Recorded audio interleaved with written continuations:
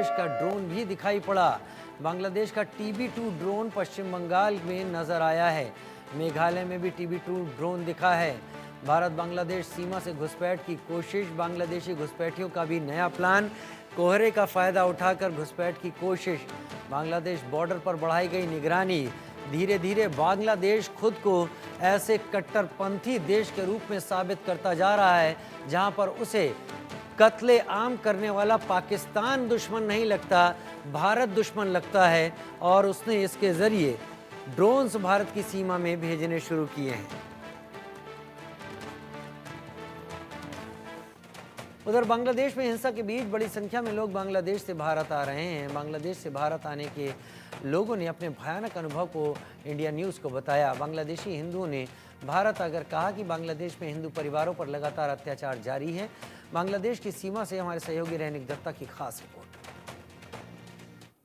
बांग्लादेश से जो लोग भारत में आ रहे हैं उनसे ही पूछूंगा कि बांग्लादेश का अभी फिलहाल सिचुएशन क्या है। अपनी तो बांग्लादेश থেকে এখানে এলেন, বাংলাদেশে এখন বর্তমান পরিস্থিতি কি? আগের তুলনায় মোটামুটি একটু ভালো আছে, মানে আগের তুলনায় ভয়টা একটু কমেছে।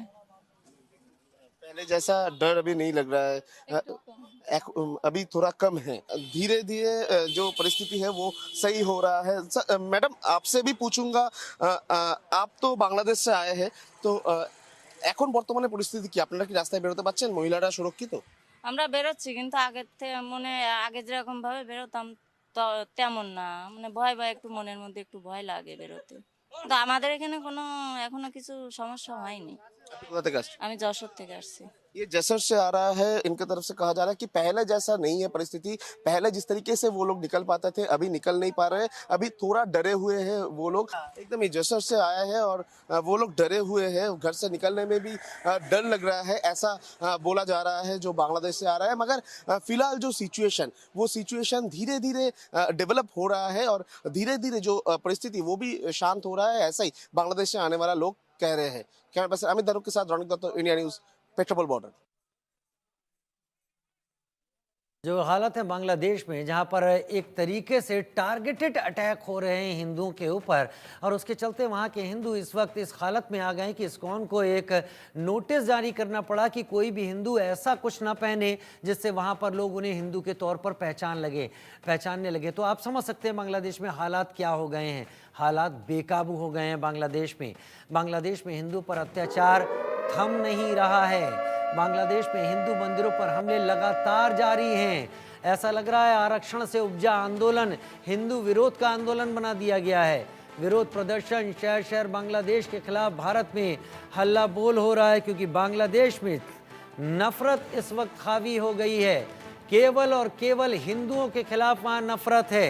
जब से वहाँ पर मोहम्मद यूनुस ने कमान संभाली है तब से कट्टरपंथ इस्लामी तत्व, जमाते इस्लामी और एक कट्टरपंथी इस कदर हावी हैं कि वो इस्लाम के मानने वालों के अलावा किसी और को वहाँ पर रहने नहीं देना चाहते और जीने नहीं देना चाहते, जिसके चलते वहाँ के हिंदुओं को अपना घर बार छोड़कर भागकर आना पड़ रहा है भारत की तरफ। बांग्लादेश में अत्याचार इस हद तक बढ़ गए हैं, लेकिन बांग्लादेश की सरकार आंख मूंद कर बैठी है। पूरा विश्व इस बारे में बात कर रहा है, लेकिन कथित नोबेल पुरस्कार विजेता मोहम्मद यूनुस की आंखें नहीं खुल रही।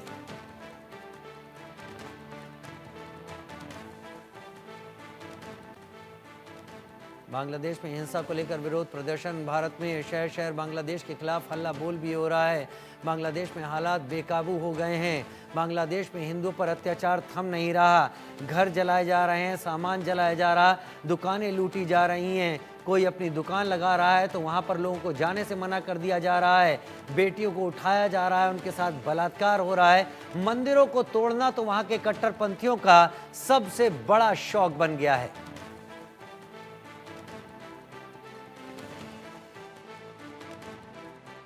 बांग्लादेश का गोपालगंज एरिया का टुंगीपारा से भारत में आए हैं और भारत में आने के टाइम पर बांग्लादेश का जो परिस्थिति, वो परिस्थिति बोलने के टाइम पर ही ये डरे हुए हैं।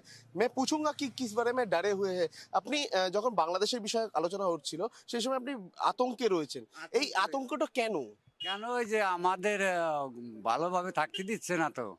की तरफ से कहा जा रहा है कि इतना अत्याचार हो रहा है कि वो लोग रात में सो नहीं पा रहे हैं, रात में उन लोगों को टहल देना पड़ रहा है एरिया में कि किसी भी तरीके से उन लोगों के ऊपर हमले का घटना ना घटे।